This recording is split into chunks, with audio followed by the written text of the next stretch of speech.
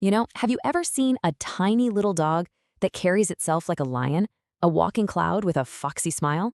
Well, today we are diving deep into the world of the Pomeranian.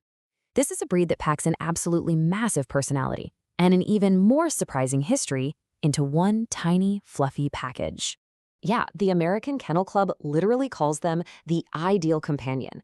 And, for centuries, this breed has charmed its way into pretty much everyone's hearts and homes. We're talking from royal palaces to city apartments. So what is it that makes them so ideal? Let's find out. Okay, first things first, there is absolutely no denying the Pomeranian star power. Seriously, it's consistently one of the most popular toy breeds in the entire world, and for some really good reasons. Their appeal is just, it's immediate, it's undeniable. I mean, come on, just look at them. You've got that incredible, glorious coat, that super clever, foxy little face, and then this vivacious personality that is anything but small. It's really that exact combination of stunning looks and bold character that makes the Pom so captivating. All right, but here's where the story gets really interesting. Because when you look at a Pom, you probably see a lapdog, right?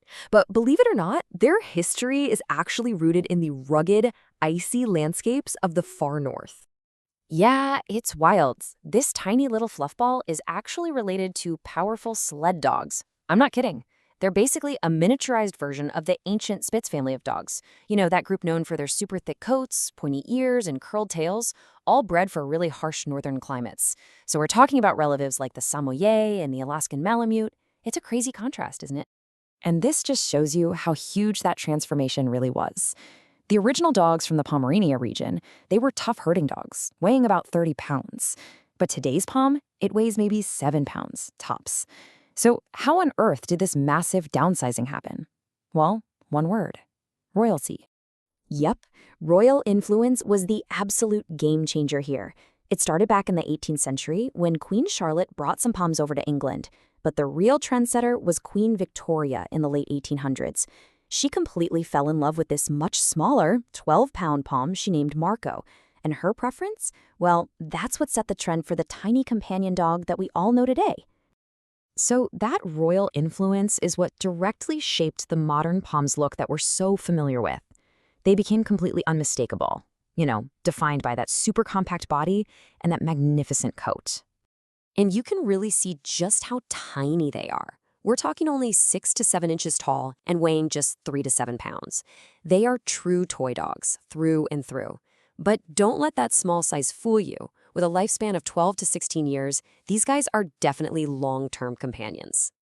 And of course, that famous coat. It's a thick, double coat, which is a throwback to their cold weather ancestors, right?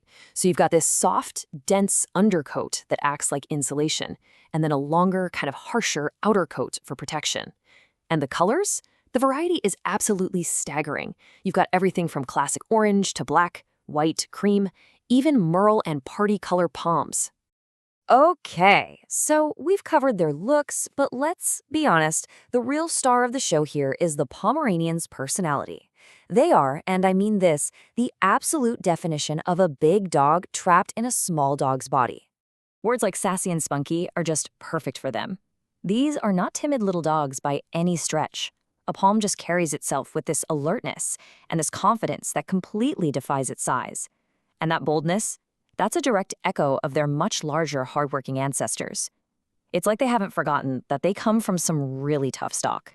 So that intelligence means they learn things really fast, but it often comes with a bit of a stubborn streak.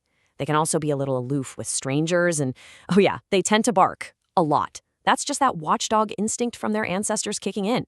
And because of that stubbornness, house training can definitely be a challenge. It really requires a lot of patience and consistency. All right, let's switch gears to a really important topic: their health. Owning a Pom means you have to be aware of their specific health needs. Seriously, knowing what to watch for is absolutely crucial for their long-term happiness and well-being. So if you've ever been around Pomeranians, you might have heard this weird little sound. It's kind of like a goose hunk cough. So what in the world is that? Well, that is a classic sign of something called tracheal collapse. It's a condition that's really common in small breeds. Basically, the cartilage rings in their windpipe can weaken, and that causes the airway to narrow or even close up a bit, especially when they get excited or if they're pulling on a collar. And that, right there, is exactly why a harness is always recommended over a collar for walks. A few other things you need to keep on your radar. Patellar luxation, which is basically a dislocating kneecap. Dental disease is a huge one for them, mostly because their tiny mouths mean their teeth get really crowded. And for the puppies, you have to watch out for hypoglycemia. That's low blood sugar, which is why they need to eat small, frequent meals. So, with all that in mind, what does it actually take to keep one of these pint-sized superstars happy and healthy? Well, it is a big commitment, for sure, but it's also an incredibly rewarding one. Okay, first up, let's talk grooming. That absolutely beautiful coat doesn't just stay that way by magic. It needs brushing several times a week. Honestly, daily is even better to stop painful mats from forming in that super dense undercoat. And hey, remember we talked about the risk of dental disease? With POMS, prevention is absolutely everything. We're talking daily brushing, getting regular professional cleanings from your vet, and giving them safe dental chews. Doing all that can make a massive difference in their overall health and save them from a lot of pain later on. Now, because they're so smart, they do great with positive reward-based training. As for exercise, their needs are pretty minimal. A couple of short walks a day and some playtime indoors is usually plenty. But, and this is maybe the most important thing, early and consistent socialization is vital.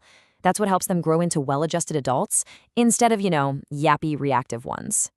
So when you put it all together, what you get is this incredibly smart, loving little companion. They're loyal, they're playful, they're just endlessly entertaining.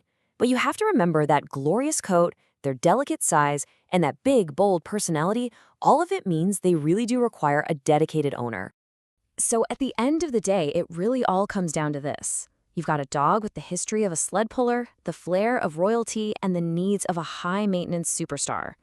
They're a tiny titan, no doubt about it. The only real question left is this tiny titan the right companion for you?